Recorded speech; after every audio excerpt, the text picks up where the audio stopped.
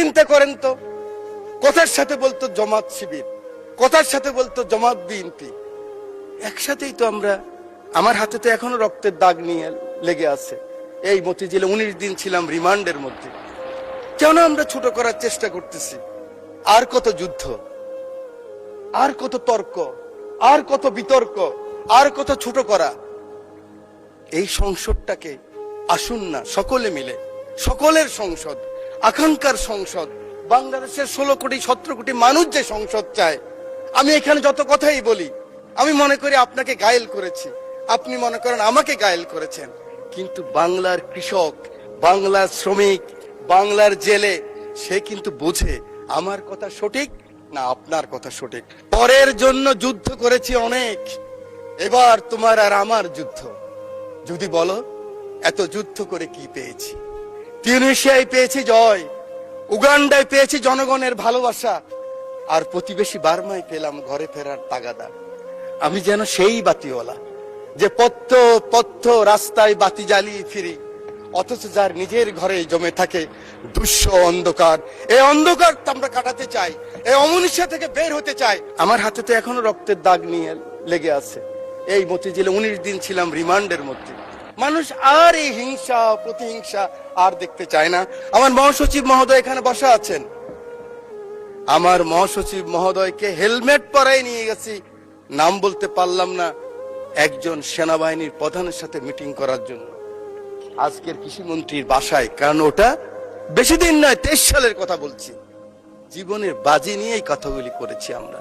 আমার নেত্রী 11 আমার নেতাকে যখন নিয়ে গেল খবর পেলাম আমি, কারণ 7 দিন আগে শেষ দিন আমার দেখা হয়েছিল আমার নেতা তারেক রহমানের সাথে, বেগম খালেদা জিয়ার সাথে 111-এর পরে হাওয়া ভবনে। সেদিন ছিল ওনার শেষ দিন। খবর পেলাম ওনাকে নিয়ে গেছে, ঢুকে গিয়েছে। 196 জন এমপি ছিল এই পার্লামেন্টে, আমি ঢুকেছি। আমার নেত্রীকে দেখেছি, একজন মা তার সন্তানের জন্য কি আকুতি, কি কান্না, কি বেদনা বিধুর আমি দেখেছি। আমি সেই কথা মনে রাখতে চাই। আজকে আমরা অনেকে আছি, কিন্তু ষড়যন্ত্র বন্ধ হয়নি। জাতীয়তাবাদী নেতাদের বেঁচে থাকতে হলে অনেক যুদ্ধ করতে হয়, ঐক্যবদ্ধ থাকতে হয়। আমরা সকলে আসুন একমত হই। আগামী দিনে যে চ্যালেঞ্জ আসবে, এই জাতীয়বাদী শক্তির বিরুদ্ধে আবার যে ষড়যন্ত্র আসবে, সেদিন কারাই প্রধানমন্ত্রীর জন্য জীবনের বাজি রাখতে পারবেন, বাংলাদেশের জন্য বাজি রাখতে পারবেন, সেরকম যদি একটা শক্তি সাহস থাকে, তখনই হবে সবার আগে বাংলাদেশ। তখনই হবে দিল্লি নয়, পিন্ডি নয়, অন্য কোন দেশ নয়। চিন্তা করেন তো, কথার সাথে বলতো জামাত শিবির, কথার সাথে বলতো জামাত বিএনপি, একসাথেই তো আমরা। আমার হাতে তো এখনো রক্তের দাগ নিয়ে লেগে আছে। এই মতিঝিলে 19 দিন ছিলাম রিমান্ডের মধ্যে। কেন আমরা ছোট করার চেষ্টা করতেছি? আমি বিশ্বাস করি আমার নেতা ছুটে গেলেন একটু আগে, আমার সেই ভাই এখন আছেন। আমার নেতা তারেক রহমান ছুটে গেলেন, ওখানে গেলেন, দেখলেন। সাথে সাথে আমি মনে করি আগামী দিনের রাজনীতির জন্য সংসদে বিরোধী দলের নেতা আপনিও ছুটে যাওয়া উচিত ছিল। আমি জানি না আমার কথা কিভাবে নেবেন, যে মাননীয় সংসদ নেতা, আমি শুনেছি, আমি উপস্থিত ছিলাম, কারণ ওনার পিছনে আমি ছিলাম।